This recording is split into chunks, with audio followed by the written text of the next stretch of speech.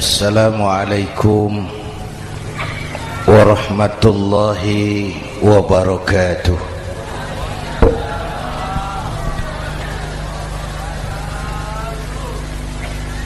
Alhamdulillahi wa kafa,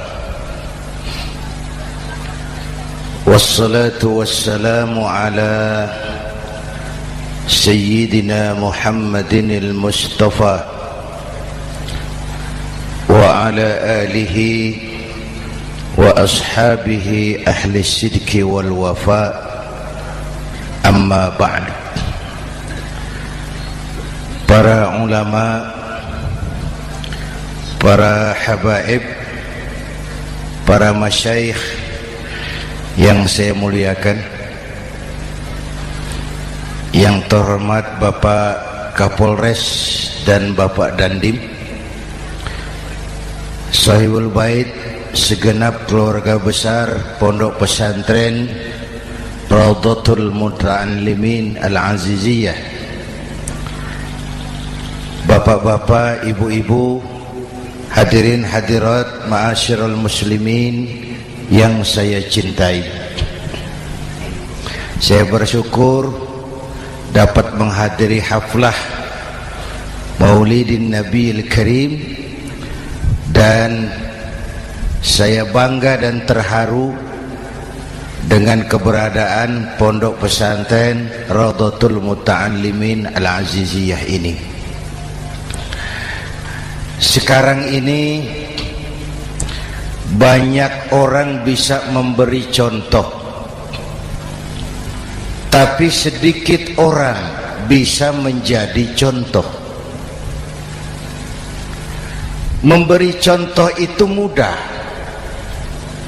tapi menjadi contoh itu yang sulit. Oleh karena itu, pada kesempatan ini kita ingin mengambil contoh bagaimana Rasul melaksanakan perjuangan. Apa modal utamanya? Saya sampaikan 3 sajalah, mudah-mudahan selesai 10 menit. Yang pertama, modal utama perjuangan baginda Rasul adalah akhlakul karimah. Memperbaiki akhlak dengan akhlak. Oleh karena itu, surah Madu sudah selesai. Dari dan ke Madura jadi lebih mudah. Bahkan Madura akan jadi daerah industri. Tetapi yang kita ingin, Madura tetaplah Madura. Akhlak tidak boleh berubah. Zaman boleh berubah, akhlak tidak. Masa boleh berganti, tapi keyakinan tidak boleh mati. Nah, soalnya adalah kepada siapa kita harus berakhlak. Kita itu kan harus berakhlak kepada 2.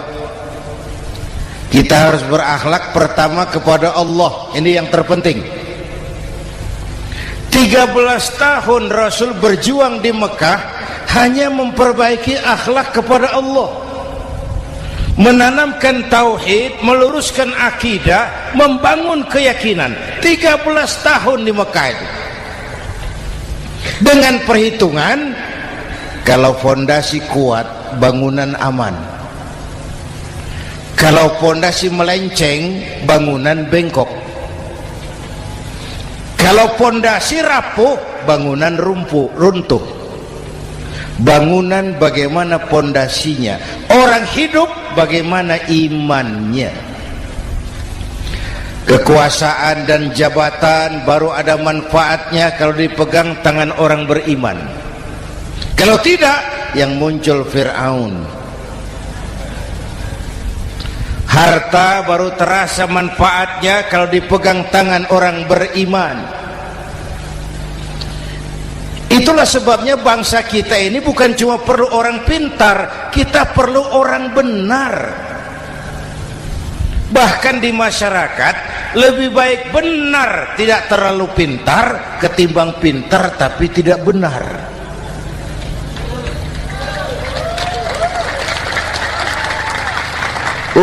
Kalau sudah pintar tidak benar, rusak rakyat itu Pak. Disuruh ngurus beras malah nimbun beras. Ya, disuruh ngurus laut jadi bajak laut.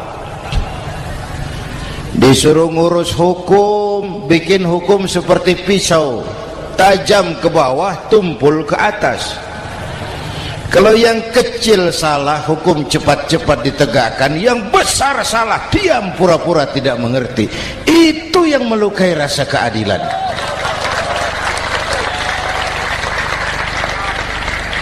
Mulai dari akhlak kepada Allah. Bagaimana cara berakhlak kepada Allah? Caranya dua.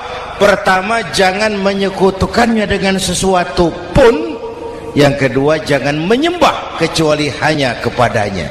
Itu akhlak kepada Allah. Konsisten, disiplin. Saya bersaksi tiada Tuhan selain Allah, maka saya tidak akan menyembah kecuali hanya kepada Allah. Saya tidak akan takut kecuali hanya kepada Allah.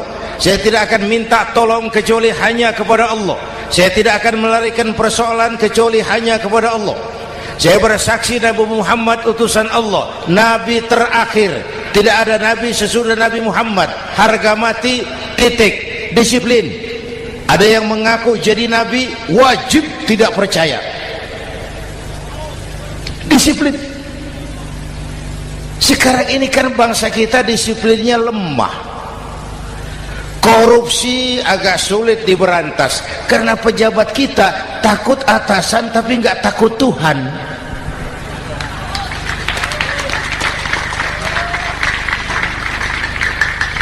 Itu sama dengan anak muda naik sepeda motor ngebut, lampu merah jalan terus, di stop sama polisi. Break. Iya Pak. Minggir. Siap. SIM ada Pak. SNK ada Pak. Tahu kau lampunya merah? Tahu Pak. Kenapa lewat terus? Saya nggak tahu, ada bapak. Itu disiplin kita. Tenang benar jawabnya, kayak orang nggak salah itu.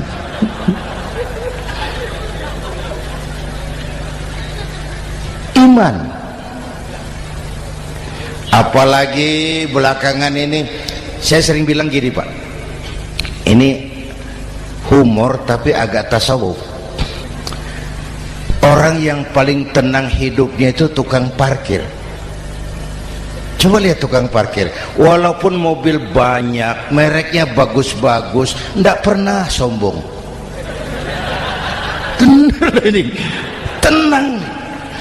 Nanti mobil pergi satu demi satu, habis sama sekali, dia tidak sedih. Tenang. Mobil banyak tidak sombong, mobil habis tidak sedih. Apa rahasianya? Ternyata, nih tasawufnya di sini. Tukang parkir tidak merasa memiliki, tapi merasa dititipi. Itu. Siapa saja yang merasa memiliki, bersiaplah kehilangan, dan itu menyakitkan. Tapi kalau merasa dititipi, jabatan, harta, anak, istri, semua titipan, hiduplah seperti tukang parkir. Pertama, titipan tidak boleh bikin kita sombong. Dititipi kok sombong, tidak pantas. Ya, Pak Zainuddin titip mobil ya, silakan. Yang punya mobil pergi, saya petatang peteteng. Tidak pantas dititipi kok sombong. Ada orang dititipi jabatan oleh Allah sombong. Dititipi sombong. Ada enggak pejabat sombong? Ada. Namanya Fir'aun. Itu pejabat-pejabat sombong anak buah Fir'aun semua. Dititipi harta oleh Allah, jadi orang kaya sombong, sama tetangga tidak mau kenal, orang lain kecil semua, jalan tidak injak tanah. kuntilanak. Yang kedua penting, titipan harus dijaga baik-baik. Kalau tidak, yang nitip marah. Yang nitip marah. Pak, titip sepeda motor, silakan. Waktu diambil sepeda motor, kaca spion pecah, knalpot hilang, bemper hancur. Marah enggak yang nitip? Marah. Saya kan titip, kenapa enggak dijaga baik-baik? Dititipi harta oleh Allah jadi orang kaya supaya bangun pesantren, bela yatim, santuni yang lemah. Pelitnya 17 setan. Yang nitip marah. Dititipi jabatan oleh Allah isinya korupsi saja, yang nitip marah. Nah, saya mau kasih lihat sekarang. Allah titip Indonesia. Allah titip Indonesia. Hai rakyat, ini Indonesia, aku titip, kata Allah. Sebentar, ada meja mau naik. Silakan, Mas. Iklan. Ya, terima kasih. Jangan disangka kalau disediakan air teh pidatonya jadi lama. Dekorasi ini kok. Sampai mana tadi? Hai rakyat, ini Indonesia, aku titip, kata Allah. Ini negara besar dan kaya. Titipan ini ditebus dengan keringat, air mata, darah, dan nyawa. Ini bedanya. Malaysia memang merdeka, tapi diberi Inggris. Singapura merdeka, diberi Inggris. Indonesia merdeka, keringat, air mata, darah, dan nyawa. Ini negara aku titip, kata Allah. Ini negara besar dan kaya. Buminya subur. Di atas perut buminya segala tanaman hidup. Di bawah perut buminya ada gas, minyak, batu bara. Lautnya kaya, hutannya kaya. Kekayaan negeri ini harus digunakan bagi sebesar-besar kemakmuran rakyat. Itu amanat konstitusi. Disalahgunakan, dikorupsi, yang nitip marah. Yang nitip marah. Kalau dia marah, dia suruh makhluknya yang lain negur. Siapa? Merapi, Bromo, anak Krakatau. Itu Merapi demo, Pak. Kalau kita rakyat demo, anak buahnya Pak Danres turun. Tapi kalau Merapi demo, siapa yang mau ngatasi? Mbah Marijan. Selesai. Sekarang Mbah Marijan sudah kumpul sama Mbah Surip di alam barzah, dia sudah ketemu dia. Kata Mbah Surip, tenang Mbah Marijan, tak gendong, aman sudah. Aman sudah.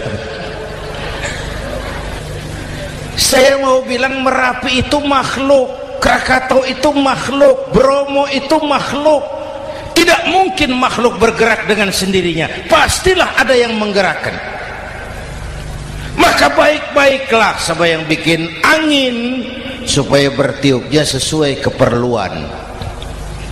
Baik-baik dengan yang bikin air supaya datangnya sesuai kebutuhan.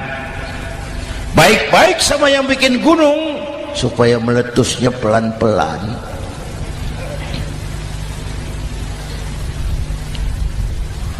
Bapak Ibu hadirin yang saya hormati, menjaga titipan.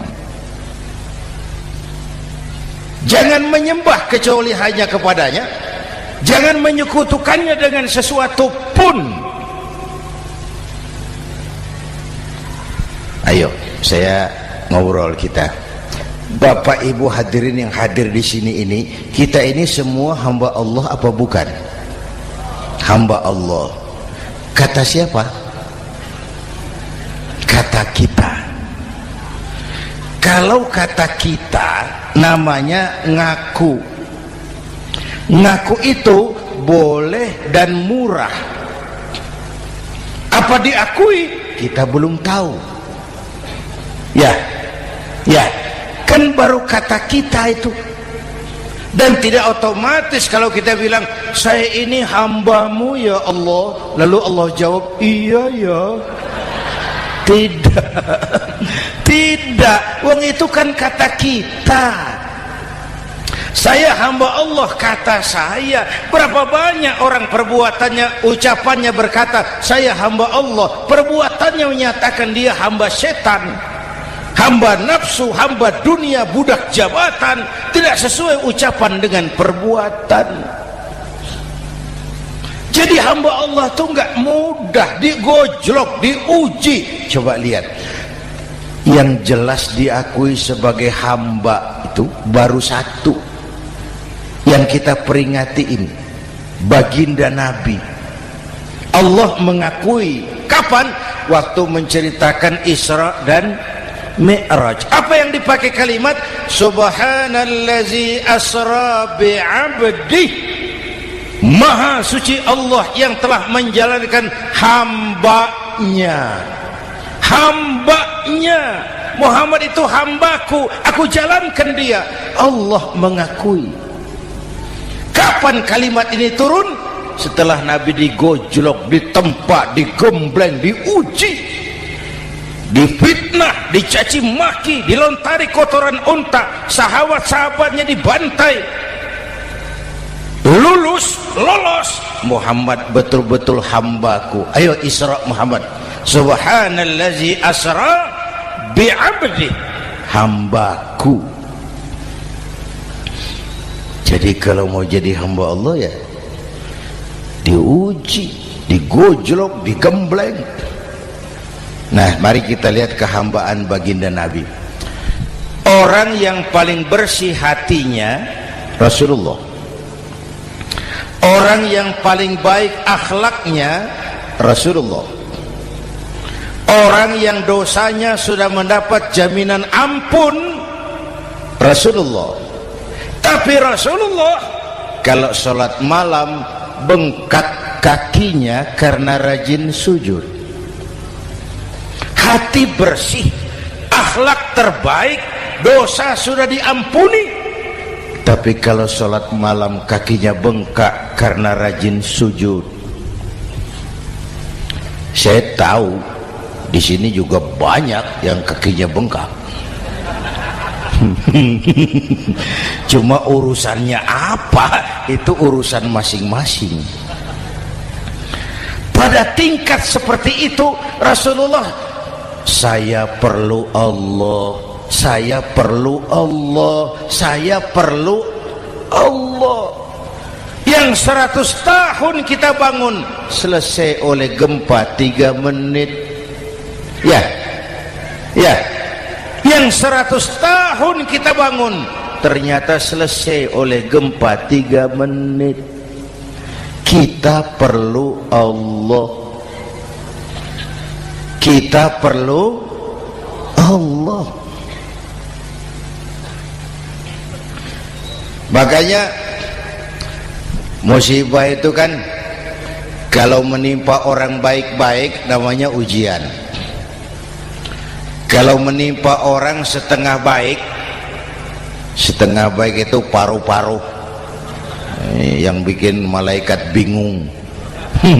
Sholat rajin, maksiat tekun, baca Quran mau, fitnah orang hobi, ngaji nyolong jalan terus. Untung di sini nggak ada yang begitu. Di Jakarta banyak. Di sini insya Allah sama. Jakarta. Orang separuh-separuh seperti itu kalau dapat musibah itu namanya teguran, bukan ujian. Kenapa ditegur? Lalai. Nah, kalau orang jahat dapat musibah itu namanya persekot. Uang muka tanda jadi. Kontannya nanti di akhirat. Kalau diuji bukan saja harus sabar tapi harus lulus. Kalau ditegur, introspeksi, perbaiki yang kurang, kurangi yang memang berlebihan. Bertali-tali, bersambung-sambung musibah ini, dan musibah kalau datang tidak pernah memilih, tidak pernah memilih. Bapak Ibu hadirin yang saya muliakan, jadi mari yang pertama jaga akhlak kita kepada Allah. Jangan menyekutukannya dengan sesuatu pun, jangan menyembah kecuali hanya kepadanya. Sekarang kan musim entertain, orang pandai membangun pencitraan, orang pinter bikin bungkusan. Sekarang ini kiai sama dukun tipis bedanya. Bener Pak, pemburu hantu pakai sorban, pakai gamis, nanti kiai pakai helm. Atribut sudah kacau sekarang ini, siapa pakai apa, siapa mau jadi apa, ndak jelas. Sementara masyarakat kita memang agak kutil, kurang teliti, cepat heran, gampang kagum. Pernah terjadi suatu saat tabrakan di jalan, keras sekali, korban jatuh berlumur darah, dikerubungi orang banyak. Datang wartawan mau ambil gambar dari dekat, sulit, banyak sekali orang ngerubung. Dia cari akal, tolong saya dikasih jalan ke dekat korban. Orang menoleh semua. Saudara siapa? Saya bapaknya korban, katanya. Dia mengaku bapaknya korban. Ya orang minggir semua, minggir, ada bapaknya korban.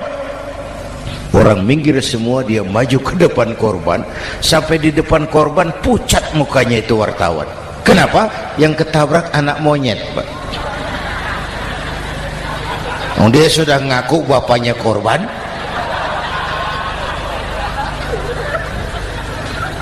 Ini cerita pendek tapi pesannya dalam.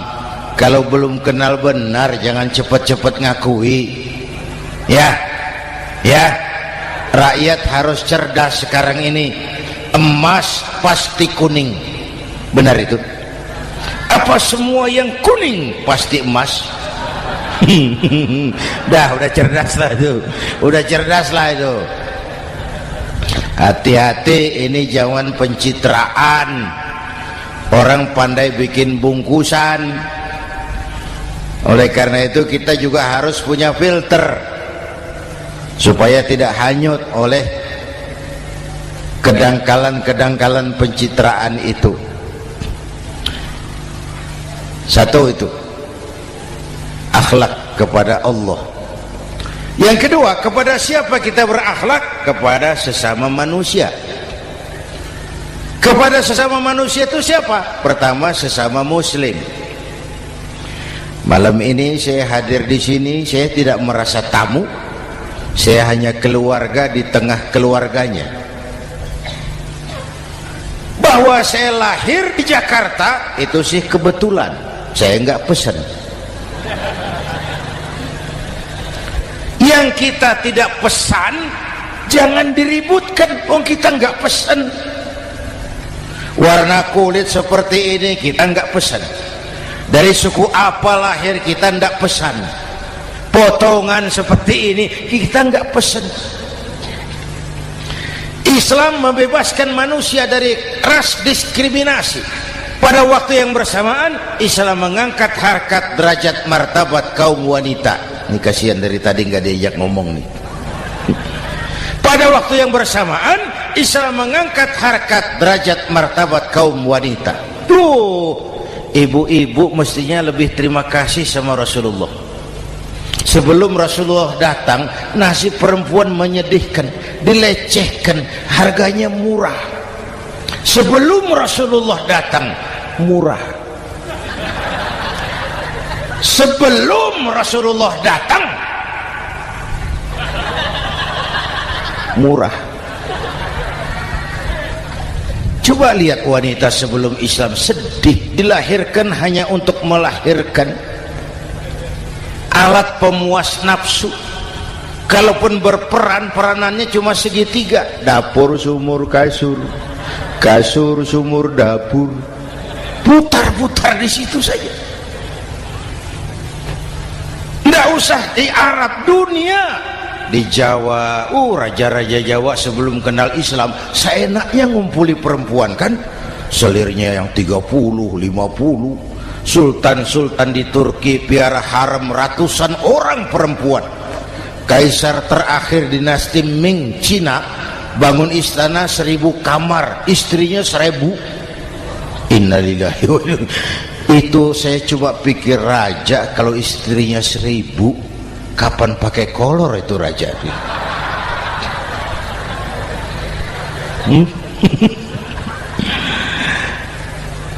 Rasulullah datang terenyuh, an-nisa imadul bilad, perempuan jangan diperlakukan begitu, perempuan tiang negara, kalau baik perempuan baik negara, kalau rusak perempuan hancur negara. Waktu ditanya, ya Rasul, siapa yang paling harus saya taati di dunia? Ibumu. Setelah itu siapa lagi? Ibumu. Setelah itu siapa lagi? Ibumu. Setelah itu siapa lagi? Bapakmu. Menghargai perempuan, ibumu, ibumu, ibumu, bapakmu. Ibu 3 kali disebut, bapak 1 kali, ibu 3 kali, bapak 1 kali, ibu 3, bapak 1 bapak. Gimana sih ngitungnya jadi kerok begini? Salah ngitungnya, salah.